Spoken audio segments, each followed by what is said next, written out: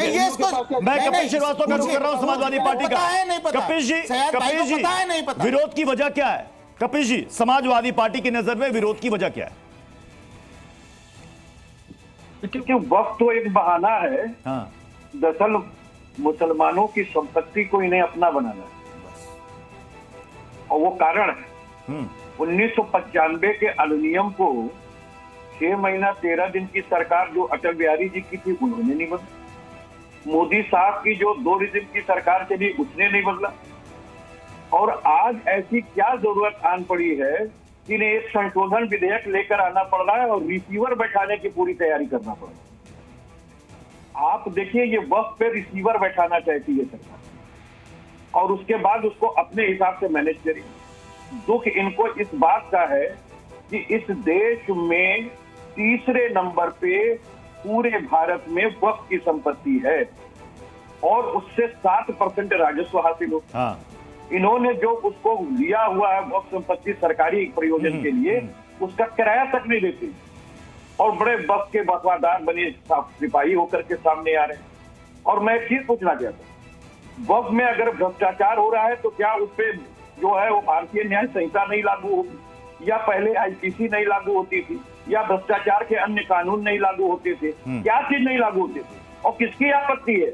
उनकी आपत्ति है जो उसमें चाहते हुए भी हो नहीं पा रहे हैं। और जो मुतवल्ली दूसरे लोग बने हुए हैं वो चाहते हैं कि ये हटे तो हमारे वाले आ जाएं। क्यों साहब, वहां का भी बोर्ड के अंदर सदस्यों के लिए एक बाकायदा नियम है, उस नियम के तहत ही होता है।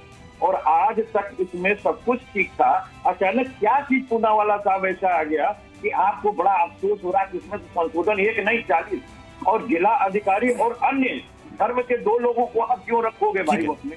ये तो दीन की संपत्ति है। शहजाद पूनावाला जल्दी से आपका रिएक्शन, उसके बाद मैं बाकी मेहमानों का जल्दी से रुख करूंगा। हाँ, मैं बता देता हूँ। Structure committee report, maintain account, financial audit होना चाहिए। क्या शहजाद पूनावाला ने बोला? 9th जेपीसी रिपोर्ट, मॉनिटरिंग होनी चाहिए। सब बदतर है, उस पर भी काम कर लीजिए। आप तो सरकार में बैठे बढ़ाइए मुसलमान। आपकी पार्टी में एक भी सांसद ना हो, एक भी सांसद नहीं है, एक भी कैबिनेट में मिनिस्टर नहीं है और आप जो है रोना मुसलमानों का रोते हैं। शर्म आनी चाहिए शहजाद भाई आपको।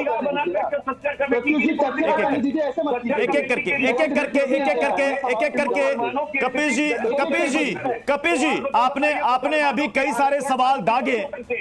कपिल जी, आपने कई सारे सवाल दागे तो उसका जवाब शहजाद पूनावाला दे रहे हैं, सुन तो लीजिए। नहीं दे पा रहे हैं जी। देखिए, मैं प्रत्युष जी, मैं इस डिबेट में यकीन करता हूं कि हम अपनी अपनी बारी में बोले। मैं किसी के बीच में नहीं बोलता। आपके बहुत शानदार करके अपनी बारी में बोलिए ना भाई साहब। ये वक्त की प्रॉपर्टी थोड़ी कि मेरे समय पर अतिक्रमण कर लोगे। अब सुन लीजिए कान खोल के, मैं ये कह रहा हूं, आगा खानियों ने लिख कर दिया, बोरा ने लिख कर दिया, हसीनुद्दीन अहमद के IAS रिटायर्ड की रिपोर्ट है, strategies to develop Waqf administration India, para 5.29, Waqf is not complying with statutory requirement, Milli gazette 26 December 2016, plunder of Waqf property is continuing, complete survey is required, computerized records, 9th JPC report है, 9th JPC report कहती है monitoring is required. ये सारे मुसलमानों ने लिख कर दिया है भाई। ये एंटी मुस्लिम कैसे हो गया? और दूसरी बात मैं पूछा, दूसरी बात सुन लीजिए कपिल जी, 10 सेकंड और सुन लीजिए। पारसियों के पास, हिंदुओं के पास, जैनियों, अरे भाई सुन लीजिए ना भाई, सुन लीजिए भाई साहब, एक एक करके बात सुन लीजिए, मेरी बात हो जाने दीजिए, मेरी बात हो जाने दीजिए भाई साहब। नाम लेकर के आप बात कर रहे हैं। प्रत्युष जी, ऐसे डिबेट नहीं हो सकती जहाँ पर दूसरा व्यक्ति हर 5 सेकंड में ठीक है। ये बता दो, मुझे अपनी बात कंप्लीट करने दीजिए। ये कहा कि इनकी प्रत्युष जी, आपको एक सेकंड सरकार ने मोदी ठीक है, मैं आपने क्या request you Shehzad Poonawalla 10 second, एक सेकंड। कपिल जी मैं फिर आपके पास आऊंगा, पूरा समय मिलेगा, एक एक करके सब मेहमानों को बोलने का पूरा मौका मिलना चाहिए। सिर्फ 10 सेकंड शहजाद पूनावाला, उसके बाद मैं उत्तराखंड वक्फ बोर्ड के अध्यक्ष का रुख करूंगा। जल्दी से शहजाद पूनावाला। मुझे बता दो कि वक्फ का कानून इतना ही बेहतरीन है तो ऐसा कानून क्या हिंदू, क्रिश्चियन, पारसी, जैन सब लोगों के लिए है क्या? कि वो बिल्कुल है।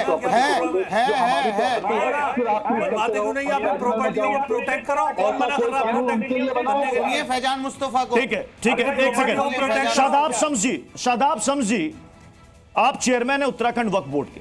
ये जो बार बार इल्जाम लगता है कि वक्फ बोर्ड की प्रॉपर्टी का बेजा इस्तेमाल होता है, इस पर कब्जा कर दिया जाता है, करप्शन का बहुत बड़ा खेल किया जाता है। दूसरी तरफ हाजिर अंग्रेज कह रहे हैं कि भाई वक्फ बोर्ड में कौन रहेगा नहीं रहेगा ये तो राज्य सरकारें तय करती हैं, ये तो कानून के तहत होता है, तो फिर इसमें संशोधन क्यों किया जा रहा है? देखिए प्रत्युष, मेरी समझ में ये नहीं आ रहा है कि इस पे जो इतना बड़ा आपा पीटा जा रहा है, चाहे ओवैसी साहब हो, मुस्लिम पर्सनल लॉ बोर्ड हो या बाकी लोग हो, मेरी समझ में नहीं आ रहा इतना हंगामा क्यों।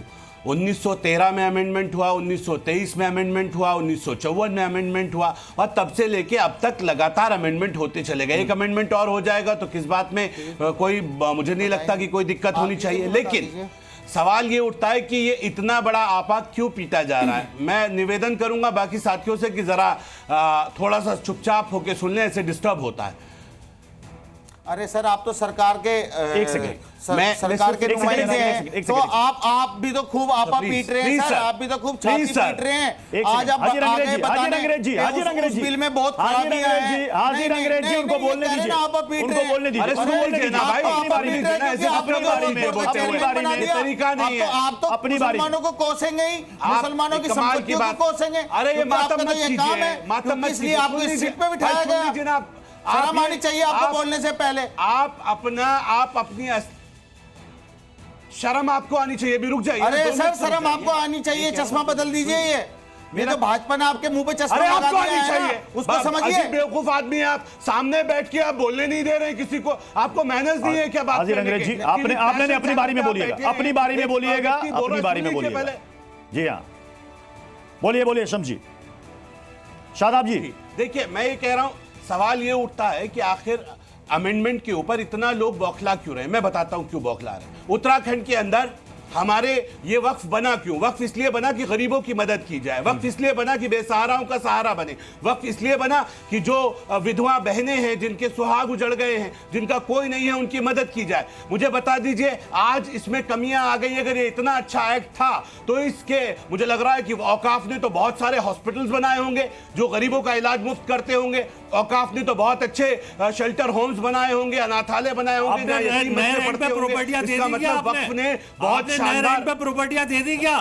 अरे रुक जाइए ना भाई, उत्तराखंड की नए रेट पे प्रॉपर्टी कमाल की बात है। बीच में इतनी बड़ी बीमारी है, 70 साल से सो रहे थे, 70 साल से सो रहे थे आप लोग, आप गवर्नमेंट ऐसी करा रहे थे 70 साल से। इतना बच्चा वक्त आपका आया था, अभी बीच में मत बोलिए, बीच में मत बोलिए, सुनने का दम रखिए, ड्रामा मत दिखाइए यहाँ चैनल पे बैठ के, अपनी असलियत मत दिखाइए। आपकी असलियत जनता जानती है।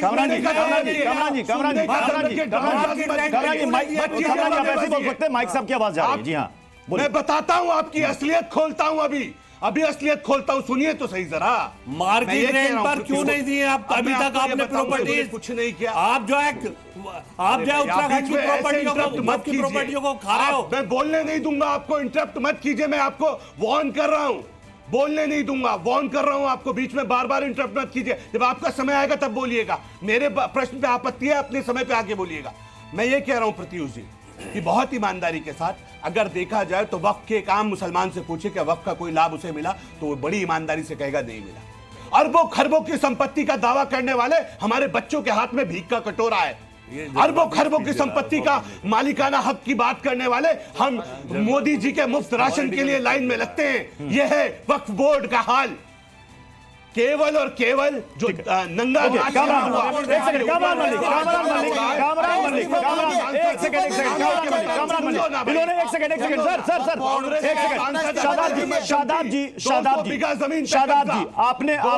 आपने जो पॉइंट यहाँ पर उठाया, मैं उसका जवाब देना चाहता हूँ। इनका कहना है कि आपने वक्फ बोर्ड के जरिए 9.4 लाख एकड़ जमीन आपके पास है, लगभग 200 करोड़ की संपत्ति आपके पास है। आपने कितने चैरिटेबल हॉस्पिटल, स्कूल्स और बाकी आपने ऐसे आश्रम खोले, बताइए। Very good, very good. देखिए 2013 का जो अमेंडमेंट हुआ, उसके बाद जो है डिस्ट्रिक्ट मजिस्ट्रेट को यह पावर हुई कि वो जो है किसी जो वक्फ की प्रॉपर्टीज हैं जो किराए पर हैं उसको जो है 2013 से नोटिस पहले देकर क्या आप कर रहे बोलने थे? दीजिएगा मुझे 2013 से पहले क्या कर रहे थे? नोटिस जब आप देकर फैक्ट्री उसको था। मार्केट रेंट पर जो है रेंट दिया जा 2013 से सकता है। पहले कहां सो रहे थे? उस 13 एक्ट से को पहले सब उस कुछ एक्ट किया, को उससे पहले इम्प्लीमेंट कुछ नहीं किया किया। दिल्ली के 70 साल अंदर से क्या कर जो रहे थे? लाखों की मुझे बताओ। प्रॉपर्टी थी किसकी सरकारें उसमें थी? करोड़ों की इनकम हो किसकी गई सरकारें और थी? उससे जो बताना है पड़ेगा ना जो आपको। जनसंघी ये लोग झूठ थे का, फरेब जो का जो बीजेपी के आपने लोग थे उनके पेट में दर्द मुखौटा था ओढ़ रखा और उन्होंने है, जो ये है बताना इस पड़ेगा। एक्ट का जो है किसकी सरकारें इस थी? एक्ट का जो है अपोज करना शुरू किया। अरे जो है जो दिल्ली वक्फ बोर्ड की लाखों की प्रॉपर्टी थी उसकी करोड़ों की इनकम हो गई और उसको जो है कहते हैं विवाहों को जो है पैसे दिए गए उसमें जो है नहीं कोई बड़ा हॉस्पिटल बताइए, कोई बड़ा हॉस्पिटल बड़ा स्कूल बताइए। अरे implement तो proper नहीं होने अरे दो।